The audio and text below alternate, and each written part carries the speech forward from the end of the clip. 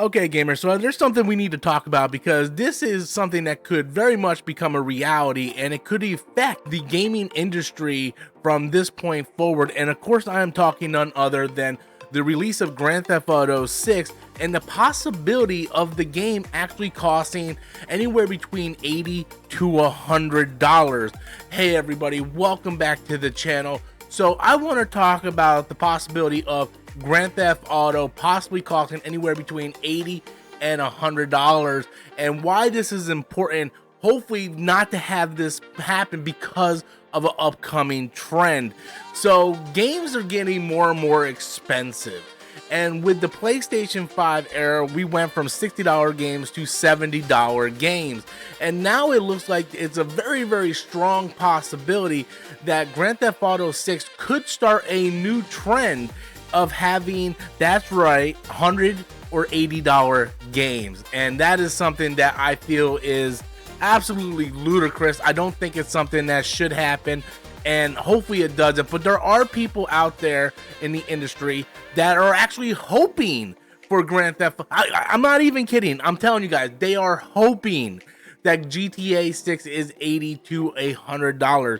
Now, I'm just going to paraphrase this article, but basically what this article is saying, this is posted over on IGN, so you guys can go check it out. But many insiders are hoping that the Grand Theft Auto 6 release, because it's going to be such a massive game. This game is just going to be massive. People have been waiting years for it. They're hoping that this game is going to cost anywhere between $80 to $100 because of the state of the video game industry now. We have tons of games now coming out and they're just flopping left and right. Games are costing so much money to make, and the process of making games is much longer than they were 10-15 years ago, that we see constant layoffs left and right. So according to this journalist, at least the journalist IGN is talking about, that they're hoping that it's $80 to $100 because, hey, that's going to be great for the gaming industry. That's going to allow the gaming industry to grow.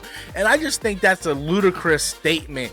I think games now are too expensive. It's costing way too much money to make these games. It's taking way too long to make these games.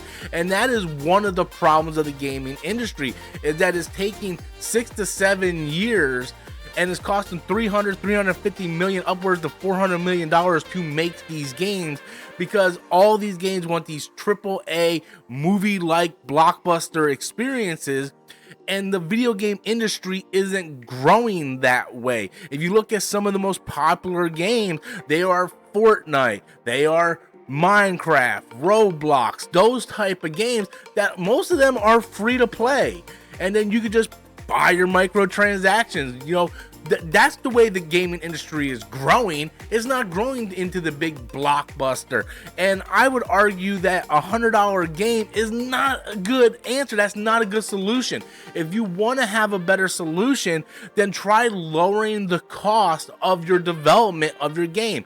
There's a lot of games that I have played very recently that did not need to be as long as they were.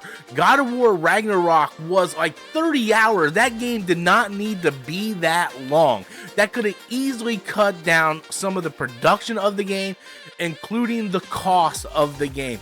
Spider-Man 2, although it was my favorite game the year it came out, which I believe was 2023, was my favorite game of that year, it was way too bloated. There was so much in that game that did not need to be there. Again, you could have cut costs by shortening the game. Not every game needs to be 20 to 30 hours. I kid you not. There was a scene in God of War Ragnarok where I spent 2 hours picking fruit while two characters just talk while I pick fruit. I mean, there are stuff in the Spider-Man games that you can tell is just busy work to make the game longer so they can justify a higher price point. And there's some people out there going, but wait, Rob, games in the 90s were expensive. And that is a completely different beast entirely. Games in the 90s were expensive because it was a physical cartridge with an actual circuit board in there with chips and everything. And a lot of games like Star Fox had like FX chips and stuff, which was more expensive to manufacture. Games today The majority of the games that are being sold, being played, they're digital. You're not paying for a booklet, you're not paying for a CD to be pressed, you're not paying for a plastic case. It is digital. Out of a click of a button, boom, it's there. So for games to keep going up in price is kind of ludicrous. We should be going down in price. And this is one of the biggest problems that we have in the gaming industry, and this is why we're having a gaming industry crash right now. Like not a crash like we had in the 80s, but a different type of crash where we're constantly having developers and studios get laid off and shut down because you end up spending what, 350 million to 400 million on a game like Concord, which was just a blatant ripoff of Overwatch, with characters that no one cared about, and you wanted to charge full price for this game, and the fan base was like, no, we're not having that. Meanwhile, fast forward a few months, we get Marvel Rivals that is a free-to-play game with the same game mechanics, it's a hero shooter. That's what's going, like, that's where the audience is going. Most of the younger audience today, they're playing on their phones, they're playing on their tablets, they're playing everywhere. And for games to constantly come out and then you want to charge now $80 to $100, I think that's ludicrous. Now, I don't have a problem with charging $100 or $80 if you're going to give some perks in it. Now, I'm not going to lie, I'm not going to sugarcoat it. Dragon Ball Z Sparking Zero, game I was very much looking forward to. The return to the Budokai Tenkaichi series. I dropped, I think, $110 on that. But it came with early access, came with all the DLC, season passes, it came with perks and everything. Now, if GTA 6 wants to come out and say, hey, we're going to come out with a $100 version, you'll get the game 4 to 5 days early, we're going to give you all these perks, different skins, all this stuff, then okay, fine. I have no problem with the gaming industry and publishers and developers saying, hey, we're going to have like a $100 tier, but you're going to get all these perks. I think that's great. I mean, I miss the days of going to like a GameStop or a Best Buy and getting like a collector's item, like a collector's edition for like Halo. I used to buy all the legendary collections.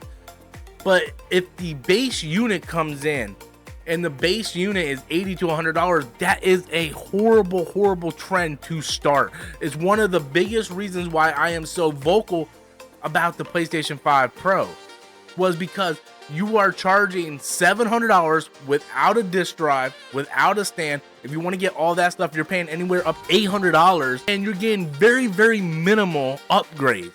The PSSR does not give you anything near what you're paying $800 for. And by PlayStation doing that and having consumers purchase that, it sets up a precedent of the future of, okay, what's the PS6 gonna look like? How much is that? Is that gonna be $900? Is that gonna be $1,000?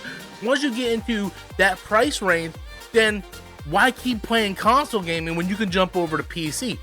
So when we talk about Grand Theft Auto possibly being $80 to $100, we have to look at the long-term effects. Like, this is not something we as consumers need to endorse. We do not need to promote and say, hey, yes, we're gonna buy that. You know, not money watching anybody. You spend your money on whatever you want. But if we as a core unit of gamers say this is okay, more and more studios, developers, and publishers are going to do this, and it's gonna cause a massive problem in the future of gaming. That's what I was trying to explain with the PlayStation 5 Pro. It was very anti-consumer for that console to come out at that price point for what you get at that price point. And if GTA 6, regardless of how hyped it is, because I'm hyped, I'm looking forward to it. Like, I'm really looking forward to GTA 6. But if the base game comes out at $80 to $100, then nah, I'm gonna wait. There's no reason for me to go get that game right away. Like, I will wait. There's no reason for me to drop $80 to $100 on a video game. Doesn't matter how good it is. Doesn't matter if you get like 100 hours worth of gameplay. Does not matter. This is what sets up the industry to fail. And this is why we have so many studios failing left and right. But that is really just my thoughts, my analysis on the situation, guys. I do think it's a very, very risky thing. And I think it's something that's not good for the industry. But that's just my thoughts on it. But I want to know what you guys think. Please If you watched this video, if you stayed around to the end, do me a favor, hit that thumbs up, please. It helps out a lot. Subscribe if you're not a subscriber. And until next time, as always, I am Robert Storms, and that's my opinion.